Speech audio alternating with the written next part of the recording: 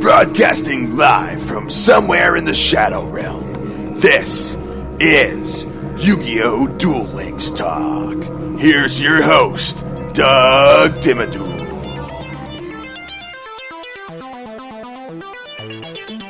Hey there, and welcome to another episode of YuGiOh Duel Links Talk. Today, we're going to go into a deck build that I built out of pure frustration for a lot of the new traps and quick play spells in the game.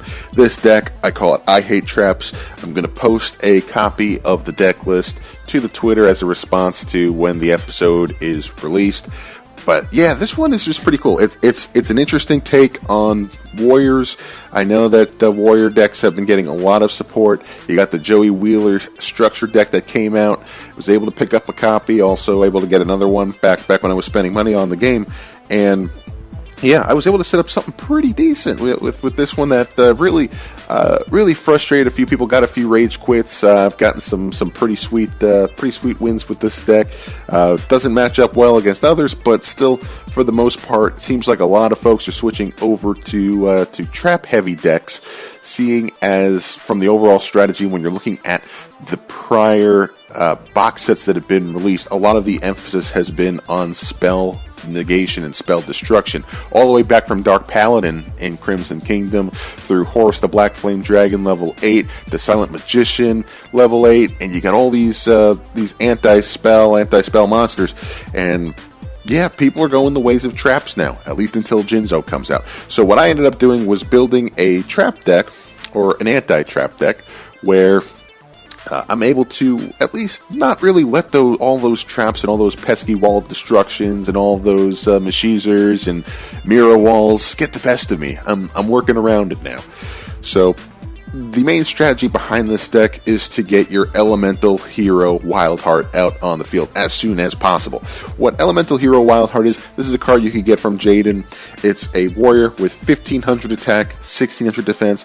Doesn't seem like all that much, but when you look at that effect, this card is unaffected by trap cards.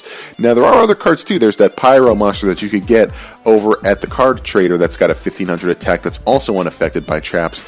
But I use Elemental Hero Wildheart because it's a warrior, and I'm using it in Joey's Fields of the Warriors skill set deck. So just putting it on the field, it's got a 1700 attack.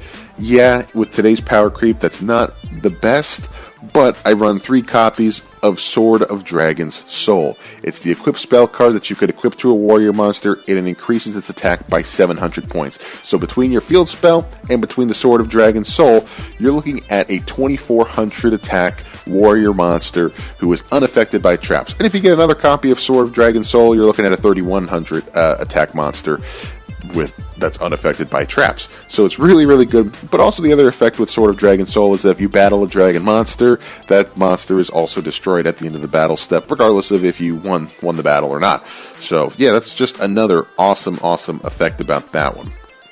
So as far as the rest of the cards in the deck, I do run 3 copies of Invader of Darkness. Level 8 Fiend, 2900 attack, 2500 defense. This is the only non-warrior in this warrior deck, but I do run 3 copies because it is so crucial. Your opponent cannot activate quick play spell cards.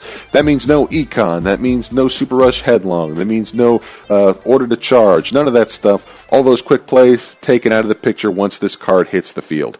I also run a copy of Freed the Matchless General, level 5 warrior, 2300 attack, 1700 defense. Negate any spell effects that target this card, and if you do, destroy that spell card. During your draw phase, instead of conducting your normal draw, you can add 1 level 4 or lower warrior type monster from your deck to your hand. This card must be face up on the field to activate and resolve this effect. So what I do is if I get my Freed the Matchless General on the field, I'll then use it in the next turn to search out an Elemental Hero Wildheart, or I'll use it to search out a Marmonet Captain. And I do run the 3 copies of Marmonet Captain. It's a warrior, 1200 attack, 400 defense. When this card is normal summoned, you can shuffle 1 card from your hand into the deck and then draw 1 card. Then you could special summon it if it's a monster. So the reason why I run 3 copies is I'll play this card. If I have an Invader of Darkness in my hand, I'll shuffle it into the deck to try and increase my odds of drawing 1. And I've had it a few times where then I draw an Invader of Darkness and it's special summoned onto the field. Boom, quick plays are taken out of the equation. just off of that combo alone. You got to get real lucky with it, but it can work.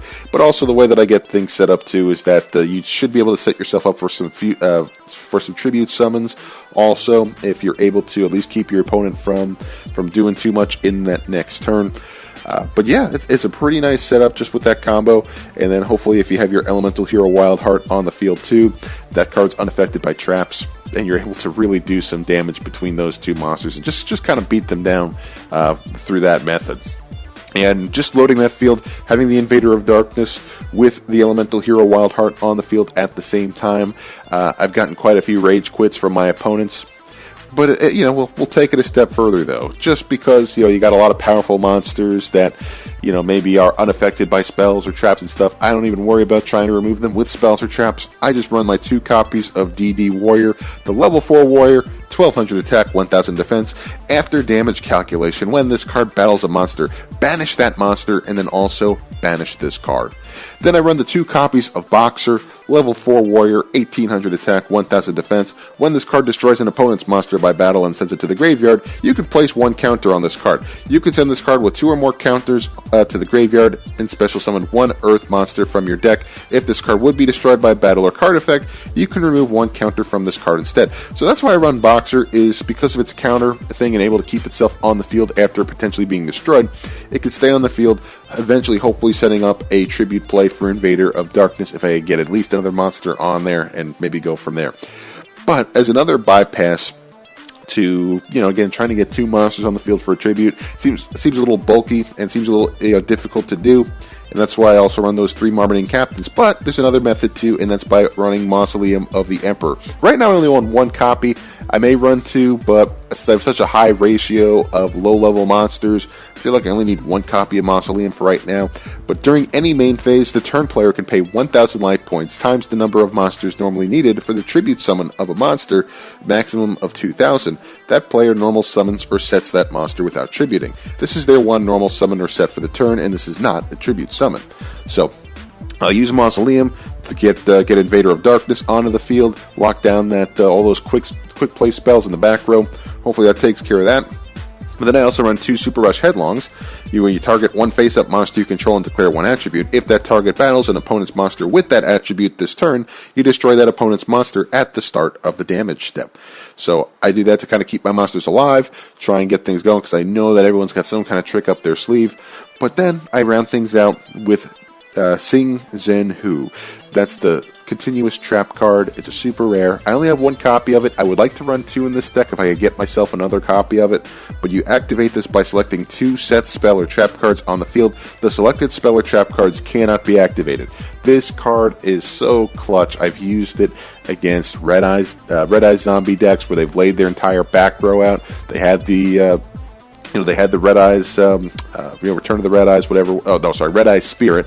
And then they had their Champ's Vigilance. Before they could even get to doing anything, I'll activate the card, hit those 2 cards, and we're good from there. Now, it works out real nice, forces some rage quits. Because again, everybody's laying out that back row now. They're putting a lot more spells and traps back there. If you could lock those down one way or another, Sing Zen Hu is the best way to do that. It is such a good card, such an underrated card right now. I don't see it too much, but when I do, it frustrates the hell out of me being on the other end of that duel. But yeah, this is pretty much my deck that I built out of frustration. It is nice way to utilize some of those warrior cards, a nice way to utilize some of the new skill sets, and just trying to take advantage of what's floating around right now in the current meta game. And it's actually worked out pretty well. It's matched up well against a lot of decks. Cyber Angels, not so much, but a lot of the other ones that I'm seeing, because right now I'm going up against so many rogue decks within Ranked Duels that are built to counter the meta, but they got a lot of traps and a lot of spells in their back rows. That's why this deck has been so effective. There have been a lot of bad matchups, dropped a few straight, but I've also won quite a few with this deck. Not saying that this is going to be the deck that's going to get you on a streak within Legend, because I really doubt that this one is. But I've been real close to getting some 5-game win streaks with this deck before dropping a loss or 2 to some poor matchups. But overall, yeah, this one's a really fun one to play. But anyway, yeah, if there's anything that you want to add, or if there's a different take on this deck that you tried out, I'd like to hear about it. Feel free to reach out to me on Twitter at YuGiOh Deck Talk. It's all one word, at YuGiOh Deck Talk, and I'd love to hear from you. Anyway, that's it for today's episode. Thanks again for tuning in, and we'll see you next time. Take care.